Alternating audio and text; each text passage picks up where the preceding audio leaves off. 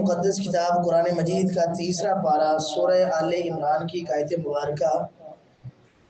बिस्मिल्लाह रब्बुल इज़्ज़त ने इरशाद फरमाया क़द कान लकुम आयतुन फ़ी फ़िअतैन इल्तक़ता, कि उन दो जमातों में तुम्हारे लिए एक निशानी है जिन दो जमातों ने आपस में क़िताल किया। फ़िअतुन तुक़ातिलु फ़ी सबीलिल्लाह, एक अल्लाह के राह में लड़ रही थी। व उख़रा काफ़िरतुन यरौनहुम मिस्लैहिम रअयल ऐन, और दूसरी काफिर थी जो अपने आप को तादाद में मुसलमानों से दुगना शुमार कर रही थी। वल्लाहु युअय्यिदु बिनस्रिही मन यशा, अल्लाह अपनी मदद से जिसकी चाहता है तायीद करता है। बिलाशुबा इसमें बसीरत वालों के लिए अल्लाह ने इबरत का सामान रखा है। रातेज़ वकार रमज़ान मुबारक में जिस तरह अल्लाह रब्बुल इज़्ज़त की जानिब से अहले ईमान पर इनामात की बारिश होती है, अजर व सवाब का मौका पैदा होता है, वहीं पे इस रमज़ान से हमारी इस्लामी तारीख की बहुत सी यादें वाबस्ता हैं।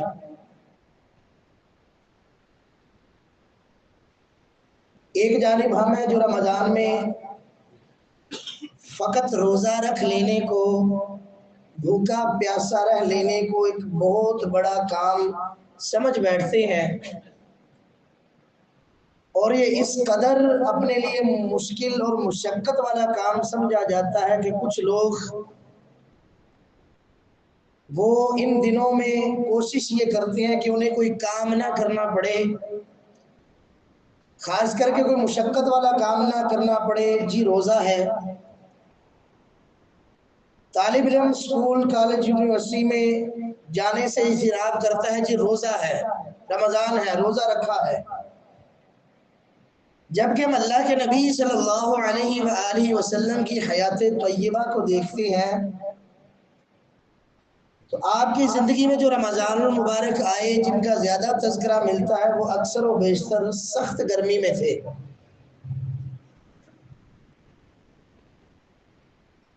और फिर रमज़ान में हमें ये भी मालूम पड़ता है कि अल्लाह के नबी सल्लल्लाहु अलैहि वसल्लम हालत रोज़ा में भी होते थे, और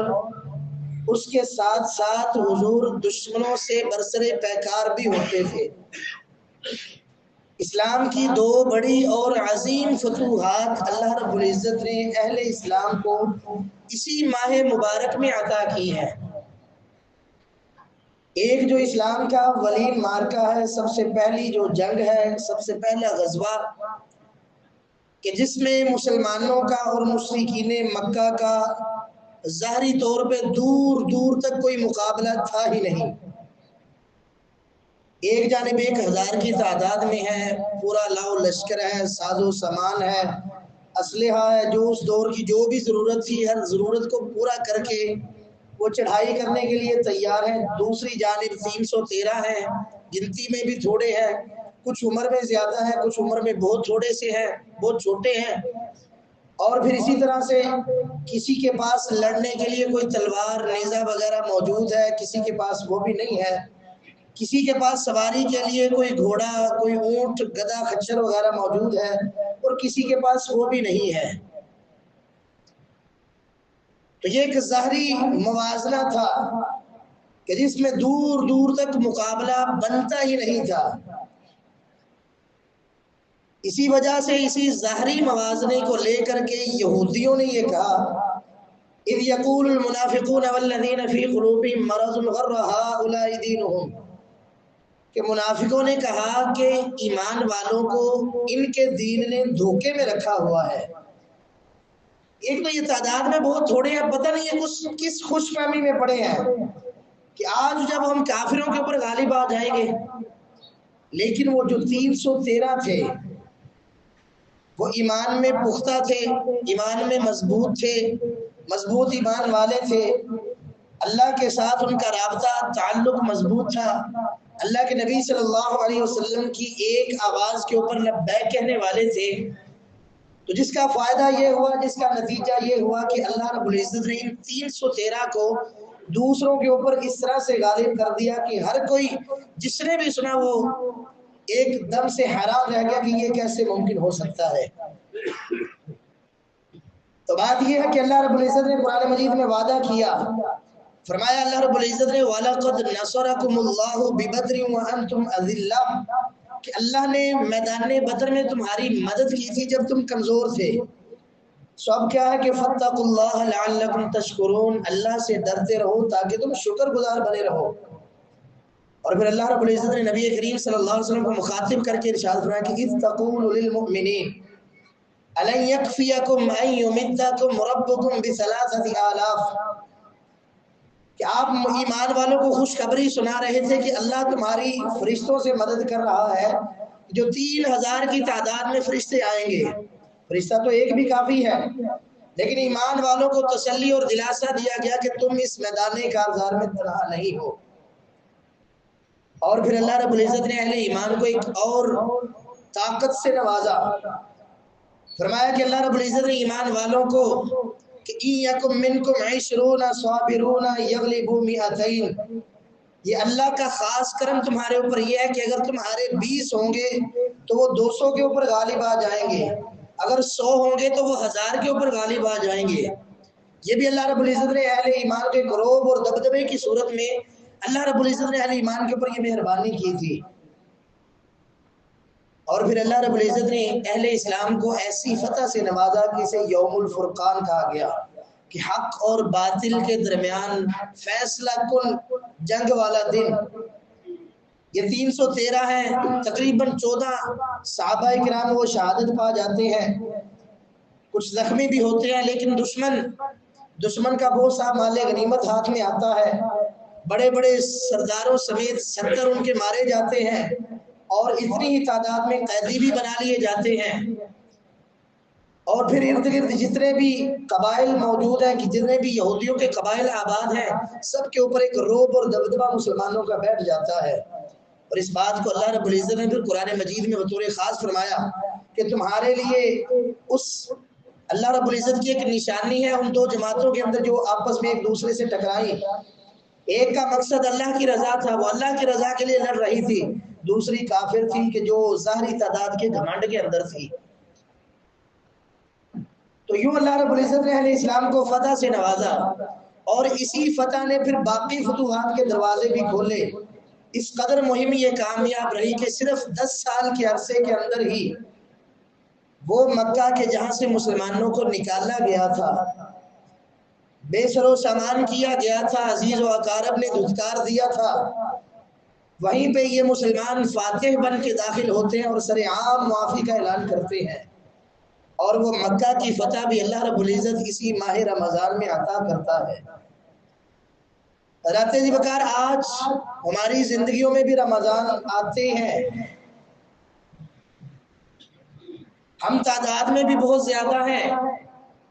ہمارے پاس اب ساز و سامان بھی بہت سارا ہے، اس کے باوجود آج بھی ہماری یہ توقع ہے کہ اللہ کی جانب سے آسمان سے فرشتے آئیں اور وہ دشمنوں کے ساتھ لڑیں۔ ایسا اب نہیں ہونے والا، قطعاً نہیں ہونے والا۔ اللہ رب العزت نے شروع میں اہل اسلام کمزور تھے، تعداد میں تھوڑے تھے، اللہ نے مدد نازل فرمائی۔ اللہ رب العزت نے یہ دنیا اسباب کی دنیا بنائی ہے، اس میں کامیابی کے اصول اللہ رب العزت نے قرآن مجید میں بیان کر دیے ہیں۔ اب ضرورت اس امر کی ہے کہ قرآن مجید سے جڑا جائے، ان اصولوں کو تلاش کیا جائے اور ان اصولوں کے اوپر عمل پیرا ہو کے دشمن کے سامنے مد مقابل ہو کر کے سینہ تان کے کھڑے ہو کے پھر اللہ رب العزت سے دعا کی جائے، التجا کی جائے، جو اللہ کے نبی صلی اللہ علیہ وسلم کا طریقہ بھی تھا کہ آپ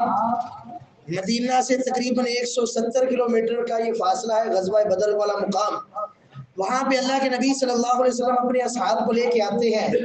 دشمن کے سامنے صفِ ترتیب دے دیتے ہیں، پھر اللہ سے یہ کہتے ہیں کہ اللہ میرے پاس جو کچھ تھا میں لے آیا، اگر آج یہ مٹھی بھر مسلمان نہ رہے تو پھر شاید زمین میں تیری عبادت کرنے والا کوئی موجود نہ ہوگا۔ اے اللہ تیرے سہارے بھی میں ان کو لے کے آیا ہوں، مدد تو نے فرمانی ہے۔ اور پھر وہ جو 313 تھے وہ ایمان میں اس قدر مضبوط تھے، مختلف واقعات ملتے ہیں کہ ایمان انسان کا تازہ ہو جاتا ہے کہ دو دو نوجوان ہیں ابھی بلوغت کی عمر کو نہیں پہنچے، شرعی طور پہ وہ مکلف نہیں ہوئے کہ مسلمانوں کے لشکر میں شامل ہو جائیں، لیکن اپنے آپ اپنی بہادری کا مظاہرہ کرتے ہیں اور اللہ کے نبی صلی اللہ علیہ وسلم کے لشکر میں شامل ہونے کے لیے وہ اپنے آپ کو مقابلے کے لیے بھی پیش کر دیتے ہیں کہ ہماری کسی سے کشتی کروا لی جائے، مقابلہ کروا لیا جائے۔ اللہ رب العزت ان کے جوش و خروش کو پسند کرتا ہے، نبی صلی اللہ علیہ وسلم سے جگہ دے دیتے ہیں، اور پھر وہی دو نوجوان مشرکوں کے سب سے بڑے سردار ابو جہل کو واصل جہنم کرتے ہیں۔ تو یہ اللہ رب العزت کی جانب سے مدد کیوں آئی کہ سب مخلص تھے، سب متفق تھے، ایک جان تھے، کسی کے خلاف دل میں کوئی کینہ، حسد، بغض وغیرہ کچھ نہ تھا، اللہ کے ساتھ بھروسہ ایسا تھا، مضبوط تعلق ایسا تھا کہ شاید رب صرف ہمارا ہی ہے، ہمارے علاوہ کسی کا نہیں ہے، اس قدر ایمان مضبوط تھا۔ پھر اللہ رب العزت نے قرآن مجید میں خوشخبریاں سنائی۔ سورۃ الانفال میں اللہ رب العزت نے ارشاد فرمایا کہ انی ممدکم بالف من الملائکۃ مردفین، کہ میں تمہاری 1000 فرشتوں کے ساتھ مدد کرنے والا ہوں۔ پھر سورہ آل عمران میں اللہ رب العزت نے پہلے 3000 فرشتوں کا وعدہ کیا، پھر فرمایا کہ اللہ رب العزت نے تمہاری 5000 فرشتوں سے مدد فرمائی ہے۔ تو ایک بدر کی فضا تھی، موت کا ڈر نہیں تھا، اسلام کا غلبہ مقصود تھا، تو اللہ رب العزت نے فرشتوں کے ذریعے مدد فرمائی۔ اس کے بعد اللہ رب العزت نے اہل اسلام کو کہا کہ اب اپنے آپ کو مضبوط بنانا ہے۔ سورہ توبہ اللہ رب العزت نے فرمایا کہ وَأَعِدُّوا لَهُم مَّا اسْتَطَعْتُم مِّن قُوَّةٍ، کہ ان دشمنوں کے لیے جتنی تمہارے پاس ممکن ہو سکے قوت اختیار کرو۔ اب یہ قوت کیا ہے؟ اس وقت اللہ کے نبی صلی اللہ علیہ وسلم نے حدیث میں اشارہ دیا کہ الا ان القوت الرمی، کہ جو قوت ہے، اللہ رب العزت نے جو تمہیں قوت جمع کرنے کا حکم دیا ہے وہ نشانے بازی ہے۔ رمی کہتے ہیں پتھر کو پھینکنا، تیر اندازی کرنا، نشانہ لینا اور نشانے کے اوپر فائر کرنا، اس کا مطلب ہے رمی۔ اللہ رب العزت نے حکم دیا کہ جتنی تمہارے لیے ممکن ہے تم قوت تیار کر کے رکھو۔ یاد رکھیے دنیا میں زندگی گزارتے ہوئے اگر ہمارے درمیان ہمارے دلوں میں بزدلی ہے تو ہم جی نہیں سکتے۔ اگر بزدل ہے، اگر دنیا پسند ہے، موت سے ڈر لگتا ہے، تو پھر ہم ویسے بھی یہاں پہ زیادہ دیر رہنے کے لیے آئے ہی نہیں، مرنا ویسے بھی ہے، فرار نہیں ہے۔ جس قدر مرضی بڑی ٹیکنالوجی آ جائے، جس قدر مضبوط اقدامات کر لیے جائیں، مرنا انسان نے پھر بھی ہے۔ قُلْ لَوْ كُنْتُمْ فِي بُيُوتِكُمْ لَبَرَزَ الَّذِينَ كُتِبَ عَلَيْهِمُ الْقَتْلُ إِلَىٰ مَضَاجِعِهِمْ، کہ اللہ رب العزت نے فرمایا کہ اگر تم اپنے گھروں میں بھی بیٹھے ہو تو جنہوں نے مرنا ہے وہ اپنی قتل گاہوں کی جانب پہنچ جائیں گے۔ ایک آدمی یہاں سے نکلتا ہے، بیرون ملک جاتا ہے، وہاں پہ اس کا ایکسیڈنٹ ہوتا ہے، اللہ کو پیارا ہو جاتا ہے، یہاں سے لوگ اپنے گھروں سے نکلتے ہیں، پہاڑی علاقوں میں جاتے ہیں، وہاں پہ ان کے ساتھ کوئی حادثہ پیش آ جاتا ہے، وہ مر جاتے ہیں، پتہ چلتا ہے کہ رات کو سویا تھا صبح اٹھا ہی نہیں۔ موت کے ہزاروں انداز ہیں، مرنا تو ایک دن ہے ہی، لیکن دنیا میں کم از کم جتنی زندگی ہے وہ اگر ہم اپنے روب اور جو وہ تہلکے کے ساتھ جی لیں گے تو ہم سروائیو کریں گے۔ اسلام کا فلسفہ جہاد فقط اتنا ہے کہ پہلے اس سے کہ تمہارے اوپر کوئی چڑھائی کرے دوسروں کے سامنے روب داب بنا کے رکھو۔ وَأَعِدُّوا لَهُم مَّا اسْتَطَعْتُم مِّن قُوَّةٍ، جتنی قوت ہے تیار کر کے رکھو۔ اگر قوت تیار ہوگی کوئی بھی میلی آنکھ سے دیکھ نہیں سکے گا۔ اسلام امن کا دین ہے، بالکل امن کا دین ہے، اور اسلام نے جتنا بھی جہاد کیا فقط امن کے قیام کے لیے کیا ہے۔ اگر صرف امن کی جائے تو صرف امن کے ساتھ کچھ نہیں ہوتا۔ ہم اپنی آنکھوں سے دیکھتے ہیں جو ممالک صرف امن کے پیغمبروں کے ساتھ بنتا کیا ہے، روب داب اپنا بنا کے رکھا جائے۔ یاد رکھ لیجئے ہزاروں ہمیں یہ باتیں سمجھائی جائے کہ جی آج مذہب کی کوئی حیثیت نہیں رہی، آج یہ نہیں ہے، آج ویسا نہیں ہے، تو یاد رکھیے یہ ہمیں بہکانے کے لیے، مسلمانوں کو ان کے دین سے توڑنے کے لیے یہ باتیں کی جاتی ہیں، ورنہ آج یہودی بھی اپنے دین کے ساتھ مخلص ہے، عیسائی بھی اپنے دین کے ساتھ مخلص ہے۔ وہ یہاں پہ افغانستان عراق میں اگر چڑھائی کرتے ہیں تو اسے کروسیڈ وار، صلیبی جنگیں کہہ کے جو ہے وہ آغاز کرتے ہیں۔ یہودی جو ہے وہ اپنے وعدوں کے مطابق، جو انہوں نے اپنے تعلیمات کے مطابق، وہ اس طرح سے مسلمانوں کو پریشان کرنے کی کوشش کرتے ہیں۔ ایک ہم ہے کہ جب ہمیں اسلام کا وہ عظیم رکن کہ جسے اللہ رب العزت نے اسلام کی کوہان قرار دیا ہے، اس کو جب ہم پس پشت ڈال دیتے ہیں، جب ہم اس کا نام لیتے ہیں، تو ہمیں جب وہ ملامت کیا جاتا ہے کہ آپ تو جب فساد پھیلانے والے ہیں، آپ دہشت گردی کرنے والے ہیں۔ تو بات یہ ہے کہ دشمن کے مقابلے میں اپنے آپ کو مضبوط رکھنا اگر دہشت گردی ہے تو یہی دہشت گردی دنیا میں جینے کا باعث ہے۔ سب سے بڑا جو ہے وہ اس وقت چودھری بننے کی کوشش کرتا ہے، اس کی مالی حالت دیکھ لیجئے، معاشی طور پہ وہ زیرو ہے، کئی بلین ڈالرز کا وہ خود مقروض ہے، لیکن چونکہ بدماش ہے، سب کو روک دام میں رکھنے والا ہے، اس لیے کوئی اسے پوچھنے والا نہیں ہے۔ ہمیں سمجھایا جاتا ہے کہ نہیں جی آپ ایسے ہیں ویسے ہیں فلاں فلاں، لیکن یاد رکھیے اگر بطور مسلمان زندہ رہنا ہے تو پھر اپنی عظمت رفتہ کو بحال کرنا ہوگا۔ اللہ کے نبی صلی اللہ علیہ وآلہ وسلم نے ارشاد فرمایا تھا کہ جب تم دنیا کے ساتھ خوش ہو جاؤ گے، بیلوں کی تمہیں پکڑ کے دنیا داری میں مشغول ہو جاؤ گے اور تم ناجائز کاروبار کرنا شروع ہو جاؤ گے، جہاد کو چھوڑ دو گے، تو اللہ تمہارے اوپر ذلت مسلط کرے گا۔ وہ ذلت تب تک نہیں اترے گی جب تک تم اپنے دین کی جانب واپس نہیں آ جاتے۔ تو اگر آج ہمارا یہ خیال ہے، اگر آج ہماری یہ خواہش ہے کہ آج بھی ہماری مدد کے لیے آسمان سے فرشتے اترے، تو پھر آج ہمیں بھی فضائے بدر پیدا کرنا پڑے گی۔ آج اللہ رب العزت کی بہت ساری انعامات، بہت ساری عنایات اس امت کے اوپر ہیں۔ اگر مجموعی طور پہ سب یکجان ہو جائیں، اللہ کے اس حکم کے اوپر عمل کر لیں کہ وَاعْتَصِمُوا بِحَبْلِ اللَّهِ جَمِيعًا وَلَا تَفَرَّقُوا، اللہ کی رسی کو مضبوطی سے تھام لو، علیحدہ علیحدہ گروہ جماعتیں ملک اور فرقے مت بناؤ۔ تمہیں اس حالت میں موت آنی چاہیے کہ تم مسلمان ہو۔ اگر اس ایک نقطے کو پکڑ لیا جائے تو پھر مسلمان ممالک مالدار بھی ہیں، پھر مسلمان ممالک کے پاس ٹیکنالوجی بھی ہے اور دشمن کو خوفزدہ رکھنے کے پورے انتظامات ہیں۔ اگر نہیں ہے کچھ تو وہ ہماری بزدلی ہے، ہمارا آپس میں علیحدہ علیحدہ ہونا ہے۔ ہم یہ سمجھتے ہیں کہ یہ فلاں ملک کا معاملہ تو اسی کا ہے، جبکہ دشمن اس بات میں فرق نہیں کر رہا، وہ سب کو ایک ہی نظر سے دیکھتا ہے کہ یہ مسلمان ہیں، ان کو پنپنے نہیں دینا، ان کو مضبوط نہیں ہونے دینا، ان کو طاقتور نہیں ہونے دینا، سارا معاملہ ہی یہ ہے۔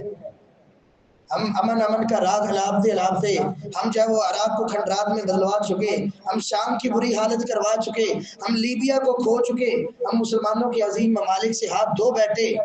صرف امن کا راگ الاپتے اور دشمن ہے جو ہمارے ہی دین کو ہمارے لیے خطرہ بنا کر کے ہمارے اوپر ہی حملہ کر کے ہمیں پھر سے ہمیں ہی ظالم ثابت کرنے پہ تلا ہے۔ تو بات یہ ہے کہ اللہ رب العزت نے جو قوانین بتائے ہیں ان قوانین کو آج پھر نئے سرے سے ہمیں اپنانا ہوگا، موت کا خوف دلوں سے نکالنا ہوگا، جنہیں اللہ رب العزت نے حکمران بنایا اپنی ذمہ داریوں کا احساس کرنا ہوگا، کیونکہ حکمرانوں کے بغیر انفرادی طور پہ یہ معاملات نہیں ہو سکتے۔ یہ جو آج کے دور میں جس دور میں ہم جی رہے ہیں، جب تک پوری امت مسلمہ ایک جان نہیں ہو جائے گی، دشمن کو حقیقی طور پہ اپنا دشمن نہیں مانے گی، تب تک ہم سروائیو نہیں کر سکیں گے۔ آج بھی فرشتے اتر سکتے ہیں لیکن ہمیں بدر کی فضا قائم کرنا ہوگی کہ چاہے تعداد میں تھوڑے بھی ہوں لیکن جتنے بھی ہوں وہ مخلص ہوں، وہ مضبوط ہوں، ان کے دل کے اندر موت کا خوف نہ ہو۔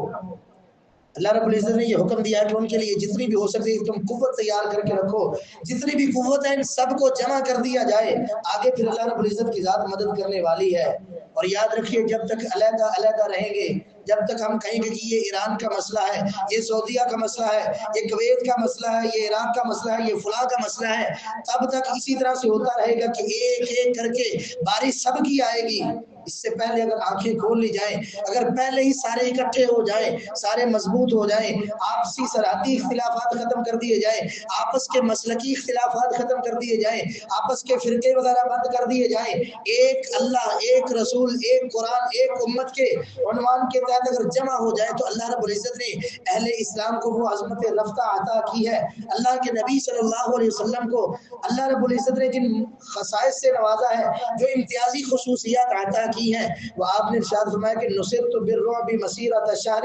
مجھے اللہ نے یہ اعزاز سے نوازا ہے کہ میرا لشکر 1 مہینے کی مسافت پہ ہوگا، ابھی